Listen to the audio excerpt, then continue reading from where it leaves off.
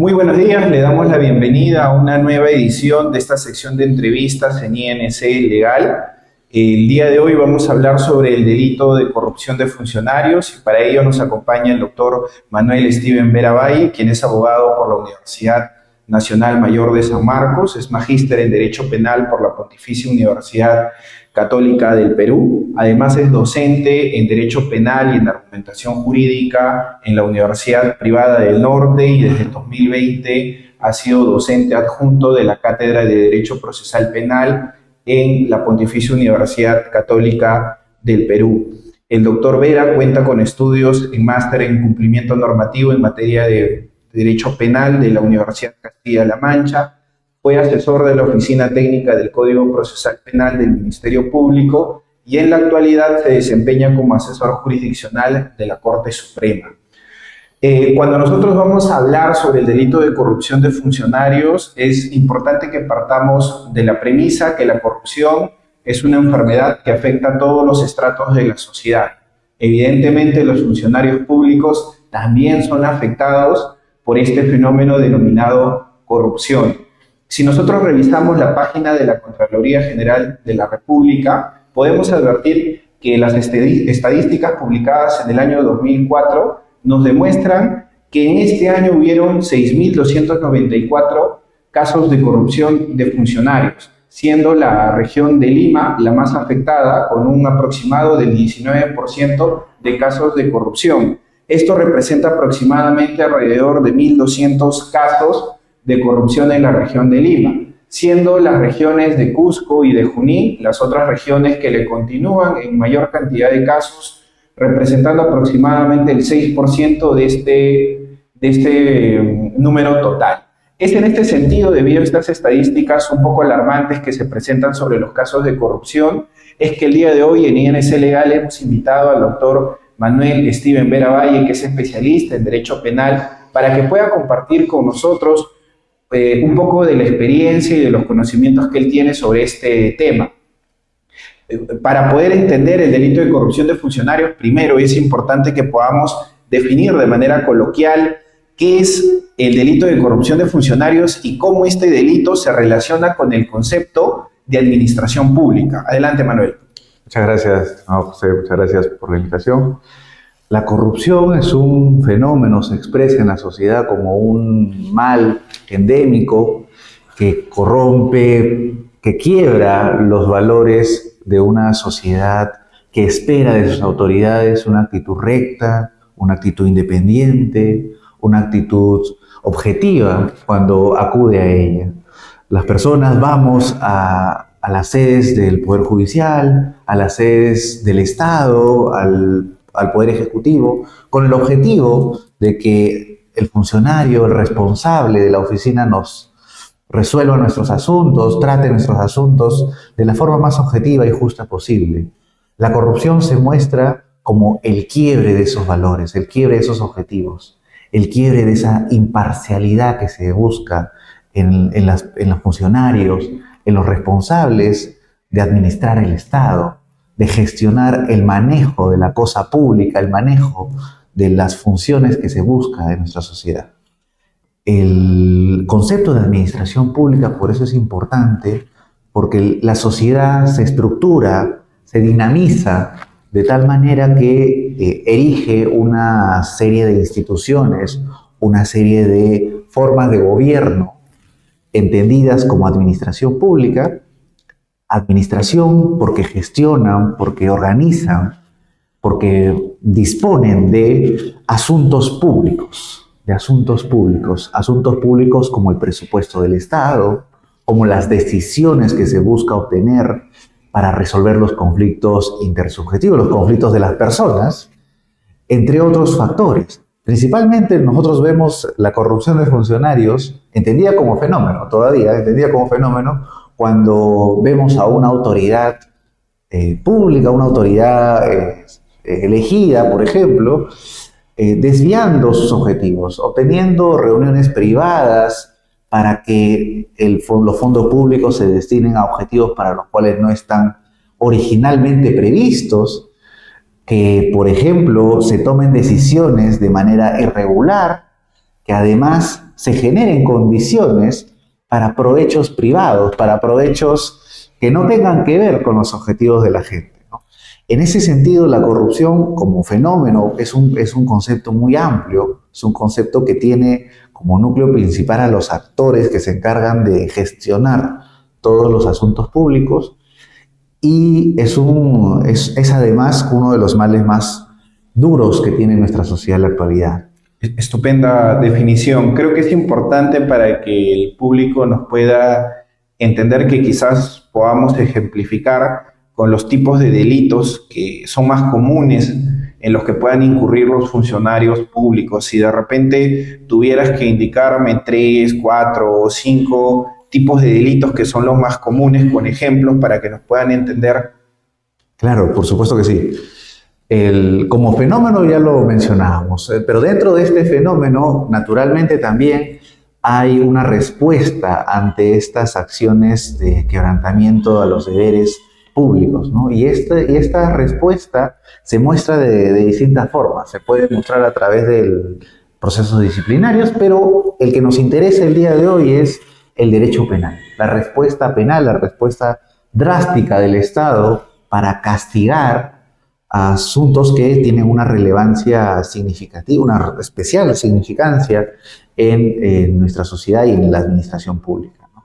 Estos delitos tomados por el derecho penal pueden ser el delito de peculado, es decir, utilizar, disponer de bienes o objetos que son propios y destinados a objetivos públicos, como por ejemplo la computadora que utiliza un secretario, está en la oficina, utiliza su computadora. El objetivo por el cual el Estado le brinda esta computadora es para que realice las funciones públicas y no que la utilice para otros objetivos, como puede ser estar conversando con amigos, gestionar escritos para asuntos privados, etcétera, etcétera. El uso indebido que se le puede dar para objetivos que no son los objetivos para los cuales está a su disposición esa computadora es un delito de peculado, y propiamente es un delito de peculado de uso.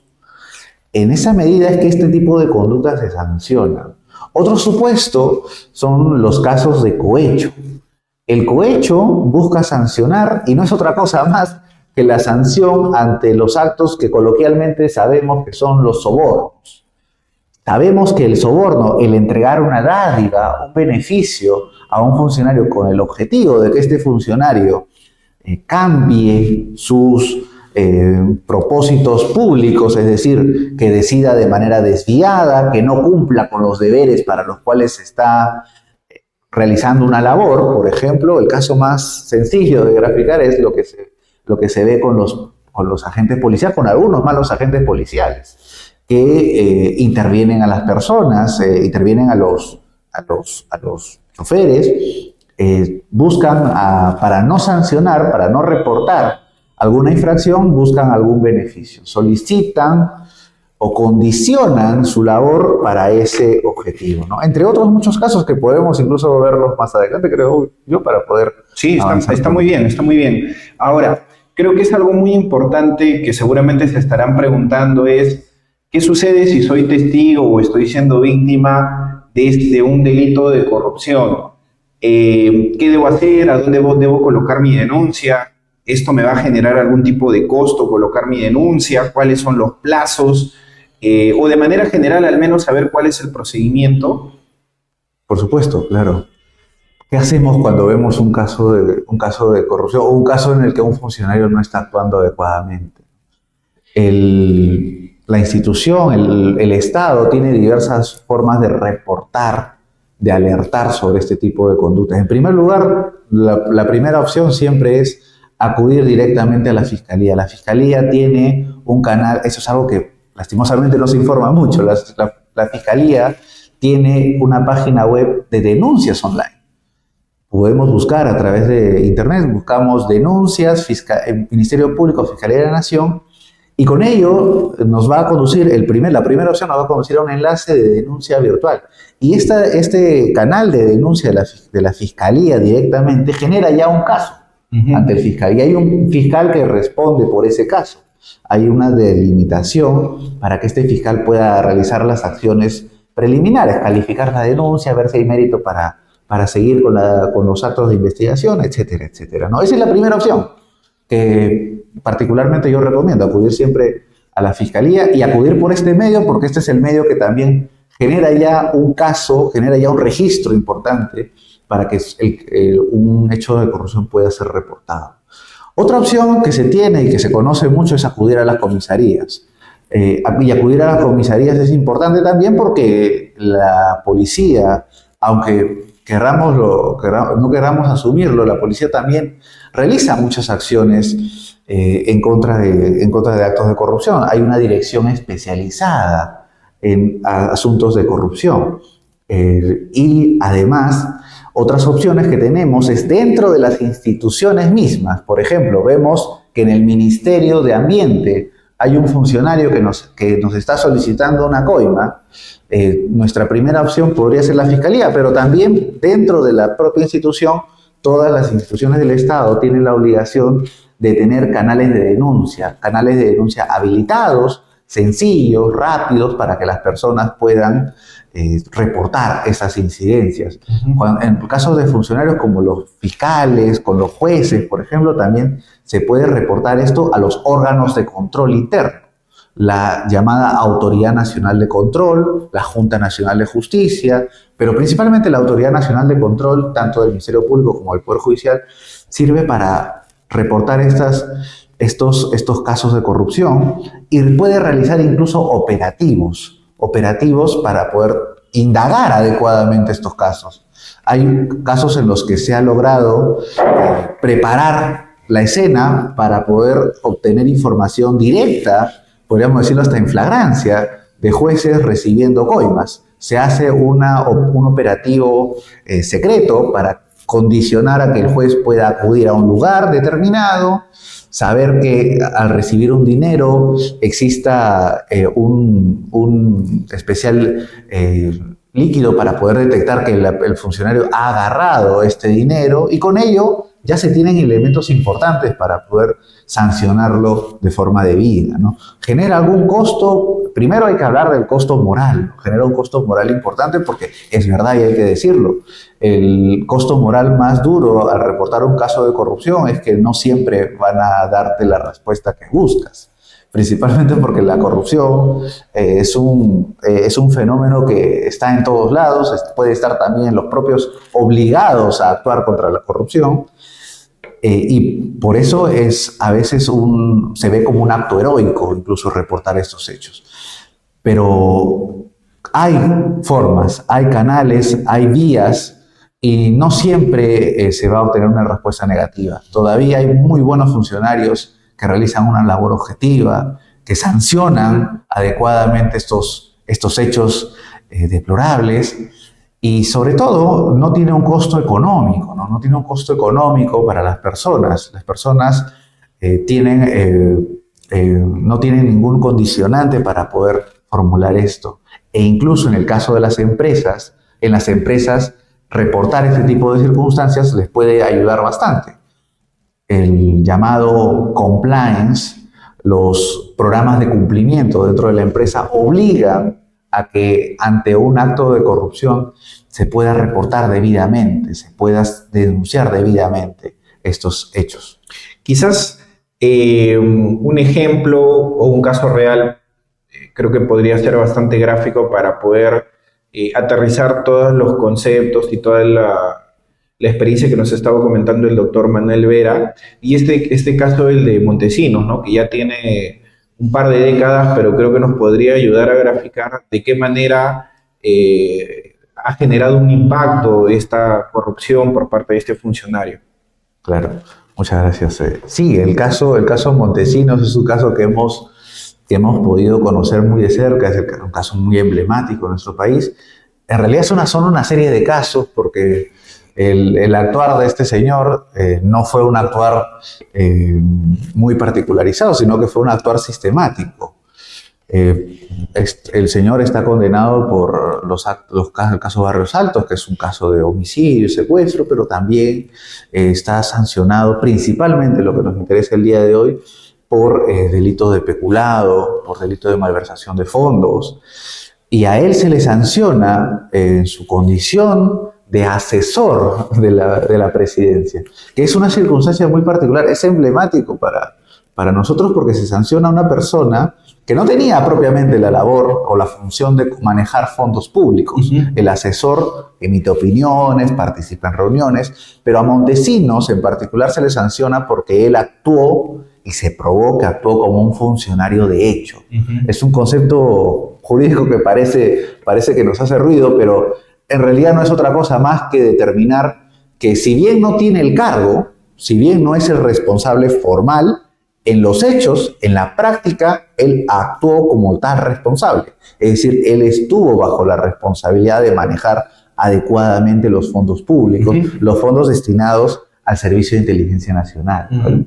Él, como funcionario de hecho de esta oficina del Servicio de Inteligencia Nacional, el llamado SIN, él dispuso de dinero y lo hizo para, y acá viene el delito, para corromper funcionarios, para corromper jueces, para corromper congresistas. Los Vladivideos, los famosos Vladivideos precisamente reportan eso, reportan la entrega de dinero, la entrega de una dádiva para que los funcionarios actúen de manera indebida. El caso emblemático que hemos visto es cómo los congresistas condicionaban el cambio de bancada a cambio de dinero, ¿no? Ese actuar del congresista, aun cuando quiera verse como un actuar dentro de la posibilidad política que tenga de cambiarse, el solo hecho de recibir dinero para proceder de esa manera ya contamina la función pública, ya deja de ser objetiva, ya deja de ser imparcial y se hace movido por un interés,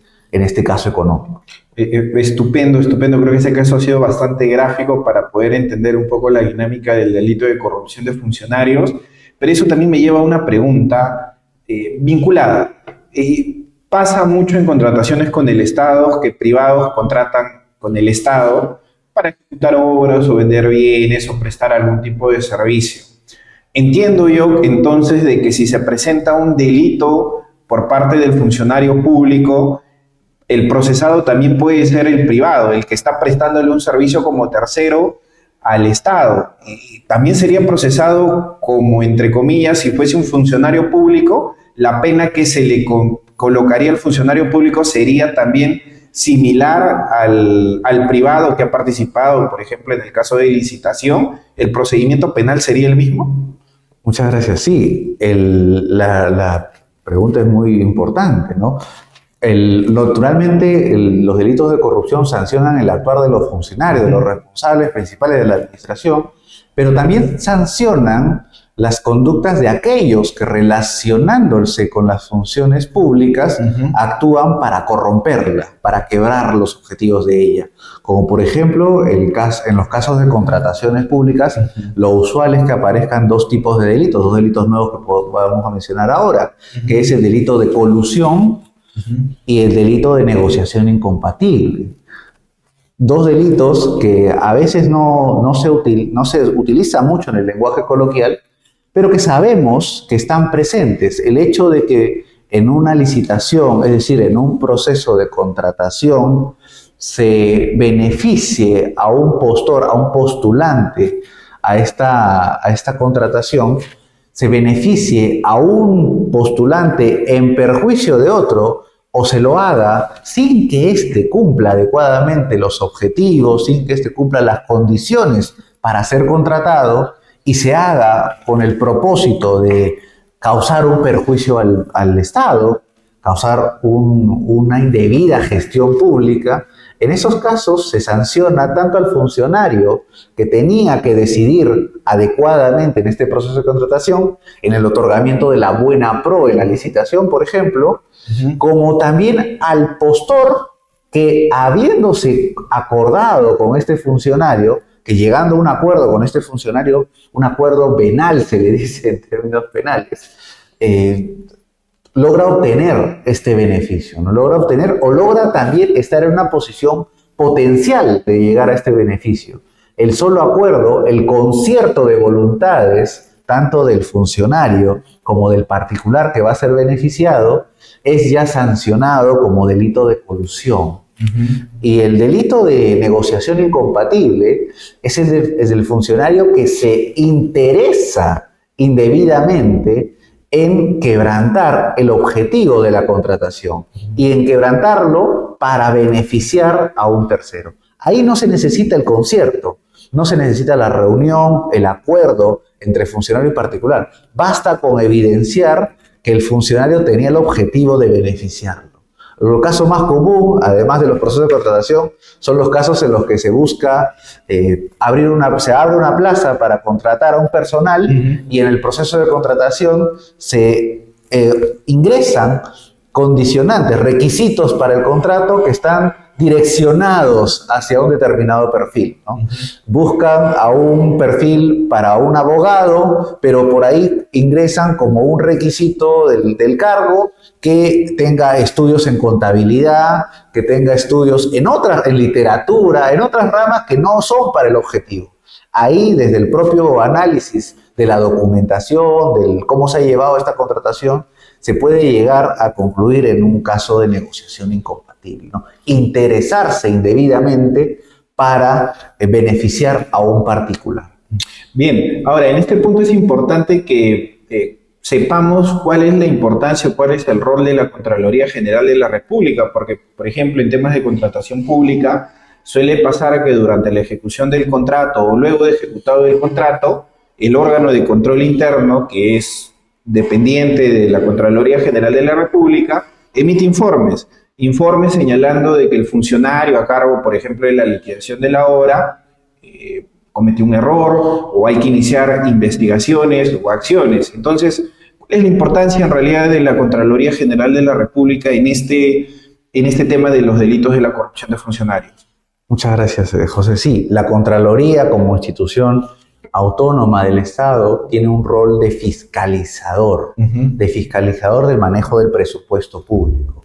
El cómo en el otorgamiento del presupuesto público, y el día de ayer se ha aprobado la ley de presupuesto del próximo año, el cómo en ese manejo, en esa asignación presupuestal se pueden dar quiebres a los objetivos para los cuales estaba destinado. Se estaba destinado para la construcción de un puente, para la construcción de un hospital. Y en ese devenir se ha dado una licitación pública que ha beneficiado a un postor indebidamente.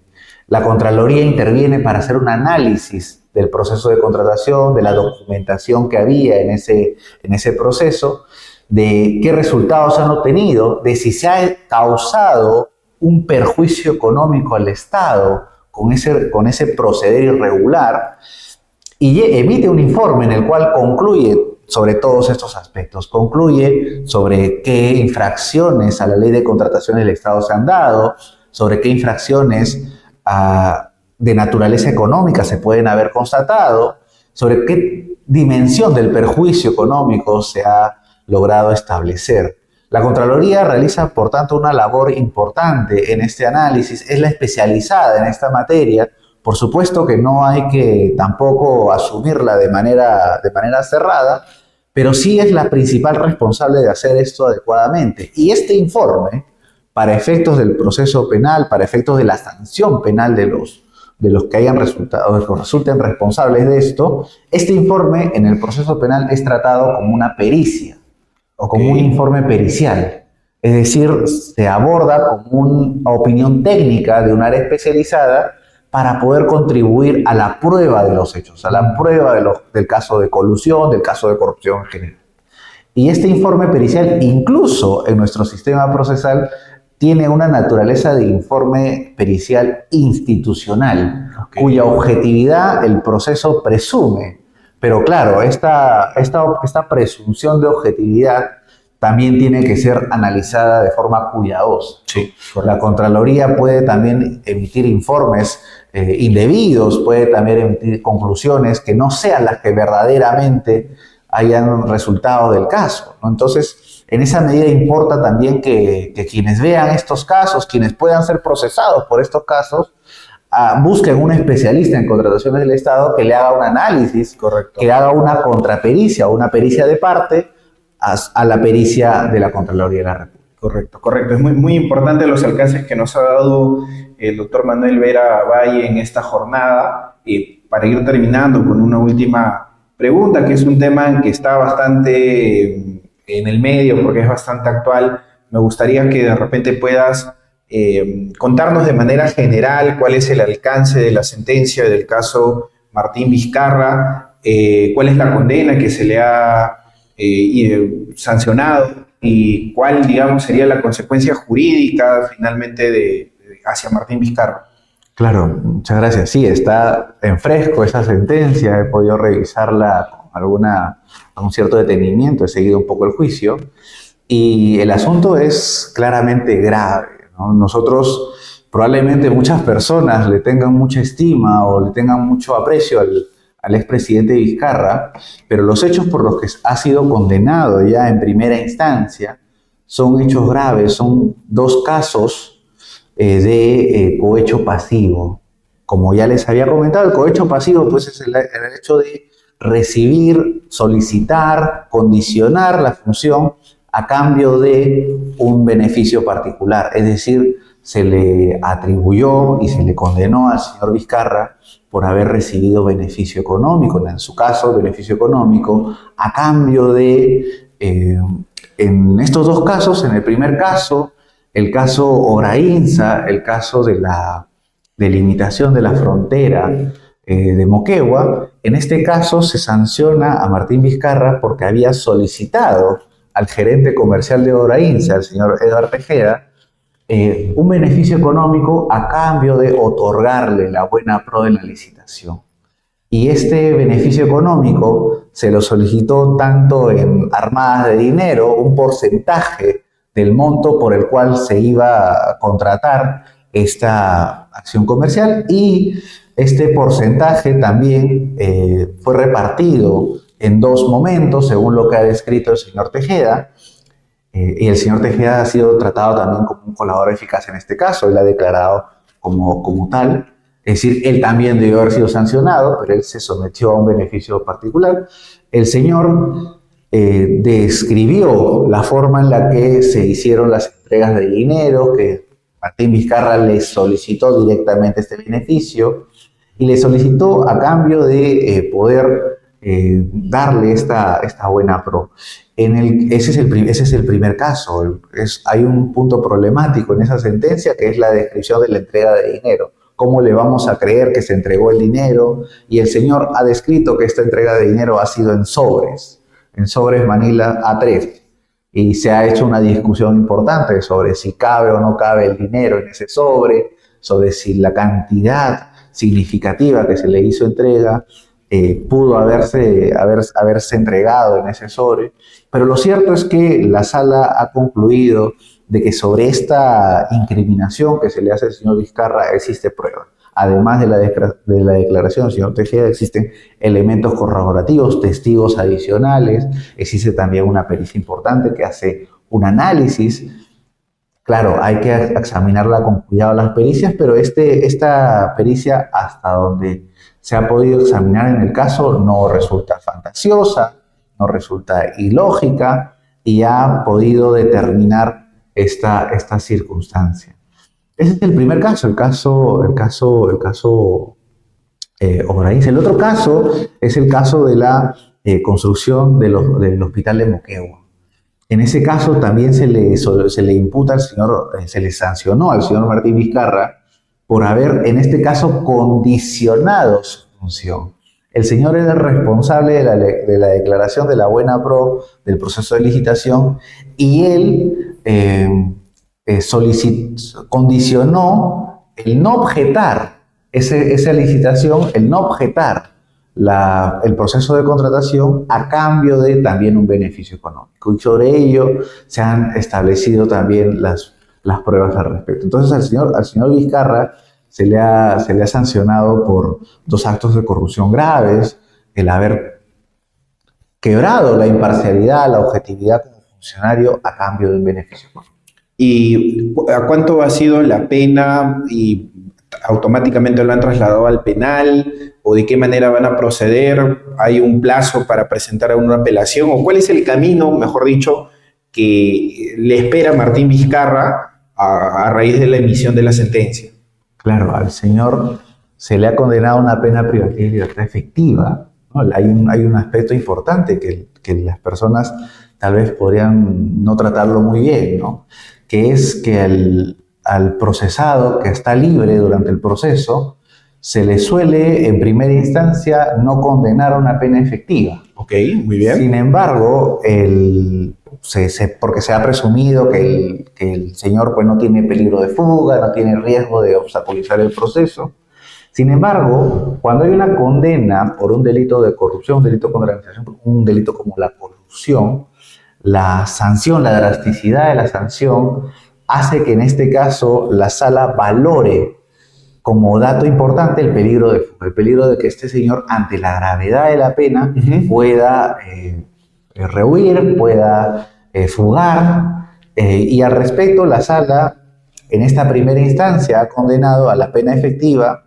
El señor todavía está habilitado, tiene el plazo para poder apelar, tiene el plazo de 5 días hábiles para poder apelar. Y ese plazo va a determinar que el señor pueda luego cuestionar esta sentencia en una sala superior. En esa sala superior se va a realizar una audiencia importante en la que se puede revalorar incluso la prueba que se ha utilizado y en esta revaloración establecer si la condena de primera instancia ha sido una condena adecuada o si debe ser corregida de alguna forma. Estupendo, sumamente claro, doctor Manuel Vera Valle, y de esta manera hemos llegado a la parte final de esta sección de entrevistas en INC Legal. Hoy hemos hablado sobre el delito de corrupción de funcionario y a nombre de INC Legal le reiteramos el agradecimiento al doctor Manuel Steven Vera Valle y los invitamos a continuar sintonizando las siguientes entrevistas. Muchas gracias.